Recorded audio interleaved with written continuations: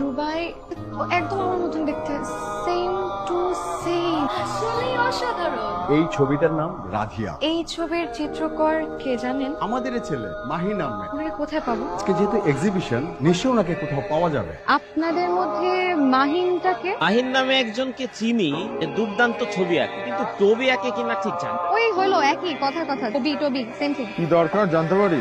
বেশি কথা বল। আমি জিজ্ঞেস করেছি আপনি চিনেন কিনা। কে না কে কার ছবি এঁকেছে, তোর চেহারার সাথে না আমার একটু মিলে গেছে। কি এমন মহাভারত অশুদ্ধ হয়েছে? গ্যালারির ছবিতে হাত দেওয়া নিষেধ লেখা আছে, কারণ ছবি হাত দিয়ে নয়, চোখ দিয়ে স্পর্শ করতে। আমি সেই থেকে আপনাকে দেখছি, আমার সাথে এরকম আচরণ, মানে আপনার প্রবলেমটা কি? Mahi, hi boy, how are you? আপনি তাহলে মাহির? তাহলে এতক্ষণ আপনি আমার সাথে মিথ্যা বললেন কেন?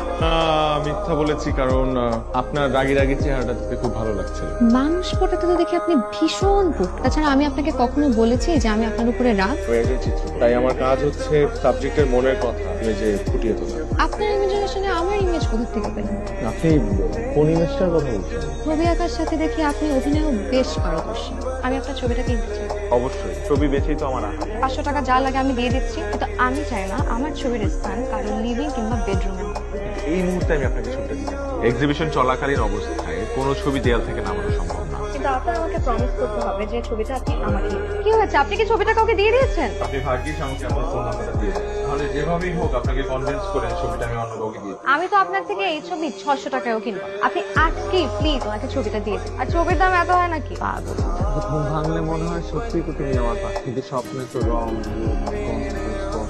এগুলো কিছু তোমার বেলায় আমার এরকম হয় কেন বলো? প্রথম প্রেম তো তাই হয়। প্রেম পূর্ণ হওয়ার সাথে সাথে রূপ, রং, গন্ধ সবকিছু রং হয়ে যাবে। তুমি দেখো কি হয়েছে তোর, এত ওষুধ খাচ্ছিস?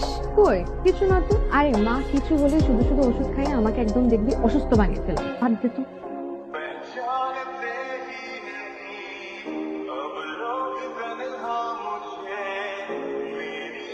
এই যে দেখছো, পুরোটা হচ্ছে আমার পৃথিবী, আর এই পৃথিবীতেই আমার স্বপ্নরা জন্ম নেয়। আর এদিকে এইরকম অবস্থা কেন? সবার মধ্যে যাদের জন্ম তাদের স্বাস্থ্য ভালো হয় কি করে? এটাই হচ্ছে আর্টিস্টের ম্যাজিক। এটা তো শিল্পের প্রতি একদম অন্যায়। আমি একটু মন ভরে আমার রাধিয়াকে দেখি, আমি তোমাকে রং বলে ডাকি। বেশ সুন্দর রং, যাতে আবার ইংরেজি রং। আমার রাধিয়া কোথায়? ও আমার সাথে এরকম কেন করলো? আমি কি এমন অপরাধ করেছি যে আমার সাথে আমাকে এত বড় একটা শাস্তি দিল? আমি গত 4-5 মাস ওকে কোথায় খুঁজি, আমি উন্মাদের মতো খুঁজছি, সব জায়গায় খুঁজছি, কিন্তু কোথাও পাইনি আমি।